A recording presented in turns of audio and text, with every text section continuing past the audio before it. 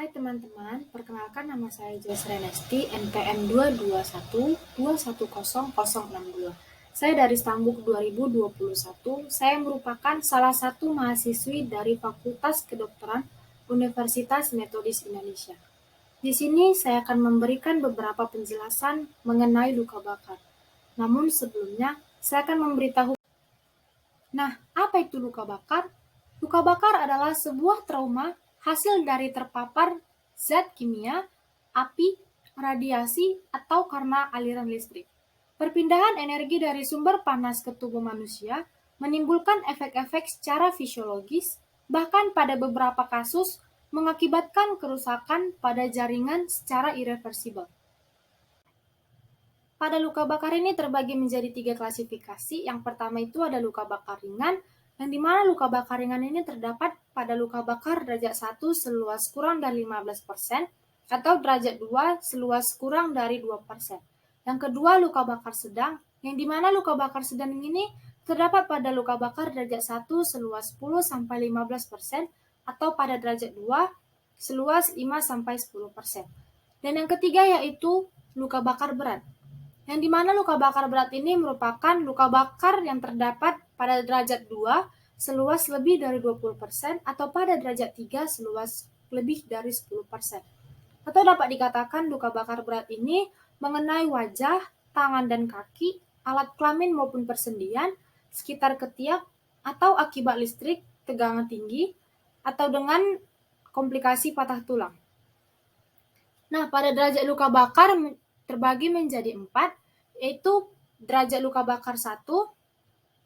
Luka bakar derajat 1 yang dimana merupakan kerusakan hanya terjadi di permukaan kulit.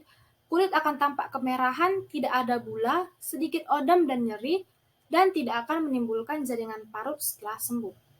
Yang kedua, luka bakar derajat 2, yaitu mengenai sebagian dari ketebalan kulit yang melibatkan semua epidermis dan sebagian dermis. Pada kulit akan terdapat bula, sedikit odem dan nyeri berat. Yang ketiga, derajat luka bakar luka bakar derajat 3, yaitu kerusakan terjadi pada semua lapisan kulit dan ada nekrosis, lesi tampak putih, dan kulit kehilangan sensasi rasa dan akan menimbulkan jaringan parut setelah luka sembuh. Dan terakhir yang keempat, yaitu derajat luka bakar yang derajat 4, yang dimana pada luka bakar ini kulit akan tampak hitam seperti arang karena terbakarnya jaringan. Terjadi kerusakan seluruh kulit dan jaringan subkutan, begitu juga pada tulang akan terjadinya gosong. Yang selanjutnya itu ada penyebab luka bakar. Terdapat pada 6, yang pertama itu ada scalp burns, yang dimana luka bakar yang disebabkan karena uap panas, biasanya terjadi karena air panas dan sering terjadi pada masyarakat. Yang kedua itu ada flame burns, yang dimana merupakan luka bakar yang disebabkan oleh kebakaran rumah, seperti penggunaan detektor asap, kebakaran yang berhubungan dengan merokok, penyalahgunaan cairan yang mudah terbakar. Yang ketiga yaitu ada flash burns, yang dimana merupakan luka bakar yang disebabkan oleh ledakan gas alam, propana, butana, minyak destilasi, alkohol, dan cairan mudah terbakar kayu. Yang keempat ada contact burns, yang dimana luka bakar disebabkan dari logam panas dan plastik, serta gelas ataupun batu bara panas, seperti setrika, oven, dan bara kayu. Yang kelima yaitu ada chemical burns, yang dimana merupakan luka bakar yang disebabkan oleh iritasi kimia yang bersifat asam kuat dan basa kuat. Lalu yang terakhir yang keenam, electrical burns, yang dimana electrical burns ini merupakan luka bakar yang disebabkan oleh benda-benda yang dialiri oleh arus listrik. Untuk perhitungan presentasi pada luka bakar dapat dijelaskan pada hukum 9. Yang pertama pada kepala, totalnya 9%, yang dimana terdiri dari bagian depan 4,5% dan bagian belakang 4,5%. Yang kedua pada bagian tubuh, totalnya 36%, yang terdiri dari bagian dada dan perut 18%, serta punggung 18%. Yang ketiga pada bagian lengan, totalnya 18%, yang dimana terdiri dari bagian atas, lengan atas, depan, belakang 9%, dan lengan bawah depan belakang 9%. Pada kaki, totalnya 36% yang terdiri dari tungkai atas, depan belakang 18%, dan tungkai bawah, depan belakang 18%, dan pada alat kelamin totalnya hanya pada 1%. Komplikasi pada luka bakar dapat terjadi pada komplikasi dini dan komplikasi late atau jangka panjang. Komplikasi dini ini dapat terjadi atas dua, yaitu infeksi luka bakar dan terganggunya suplai darah atau sirkulasi. Padahal infeksi luka bakar ini merupakan komplikasi yang paling sering terjadi. Sistem integumen memiliki peranan sebagai pelindung utama dalam melawan infeksi. Kulit yang rusak atau nekrosis menyebabkan tubuh lebih rentan terhadap patogen di udara, seperti bakteri dan jamur. Infeksi juga dapat terjadi karena penggunaan tabung dan kateter. Kateter urin dapat menyebabkan infeksi traktus urinarius, sedangkan tabung pernafasan dapat memicu infeksi traktus respirasi seperti pneumonia. Lalu yang kedua yaitu terganggunya suplai darah ataupun sirkulasi. Penderita dengan kerusakan pembuluh darah yang berat dapat menyebabkan kondisi hipovolemik atau rendahnya volume darah. Selain itu, trauma luka bakar berat lebih rentan mengalami sumbatan darah pada ekstremitas. Lalu pada komplikasi late atau jangka panjang ini terdiri dari komplikasi fisik dan psikologis. Pada luka bakar derajat tipe 3, pembentukan jaringan sicatrix terjadi secara berat dan menetap seumur hidup. Pada kasus di mana luka bakar terjadi di area sendi. Hal ini terjadi ketika kulit mengalami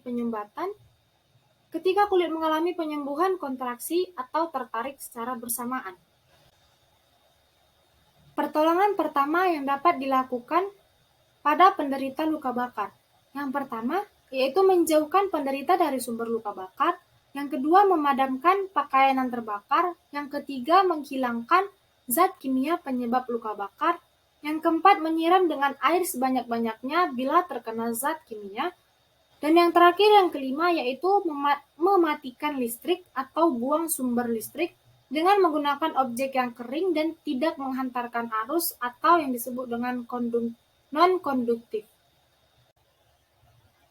Ada beberapa prinsip penanganan pada luka bakar.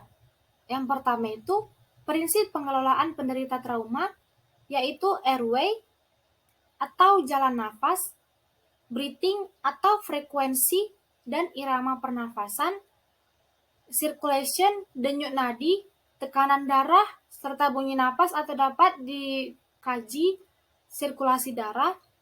Lalu disability, yaitu tingkat kesadaran pasien dan exposure, temperatur suhu badan pasien, atau biasa disebut dengan ABCDE. Lalu yang kedua, resusitasi cairan. Yang ketiga, penutupan lesi sesegera mungkin. Yang keempat, pencegahan infeksi. Yang kelima, mengurangi rasa sakit, mencegah trauma mekanik pada kulit yang vital dan elemen di dalamnya. Dan yang terakhir, pembatasan pembentukan jaringan parut. Beberapa penggunaan yang harus dihindari pada luka bakar. Yang pertama, penggunaan odol gigi. Kandungan ini dapat menyebabkan iritasi serius jika digunakan secara langsung pada jenis luka bakar ini. Alhasil, jaringan di sekitar luka bakar malah semakin rusak. Selain itu, odol juga memiliki kandungan kalsium dan peppermint yang dapat meningkatkan resiko infeksi pada luka bakar dan merusak jaringan kulit. Lalu untuk yang kedua, penggunaan es batu. Penggunaan es batu ini dapat mengiritasi area luka, bahkan menyebabkan sejenis luka bakar yang disebut dengan cold burn. Yang ketiga, minyak esensial dan mentega. Minyak esensial memiliki kegunaan untuk kulit. Akan tetapi, penggunaannya pada kulit yang terbakar justru dapat menahan panas dan mencegah pemulihan pada luka. Sama halnya seperti minyak, mentega juga dapat memerangkap panas pada area kulit. Selain itu, mentega tidak steril sehingga dapat memicu infeksi pada kulit yang terluka. Dan yang terakhir, penggunaan yang harus dihindari adalah penggunaan putih telur. Putih telur juga tidak terbukti dapat mengatasi kondisi luka bakar ini. Putih telur yang mentah juga justru dapat meningkatkan resiko pada infeksi luka bakar. Bahan ini juga memicu reaksi alergi pada sebagian. Sekian penjelasan dari saya mengenai luka bakar. Terima kasih.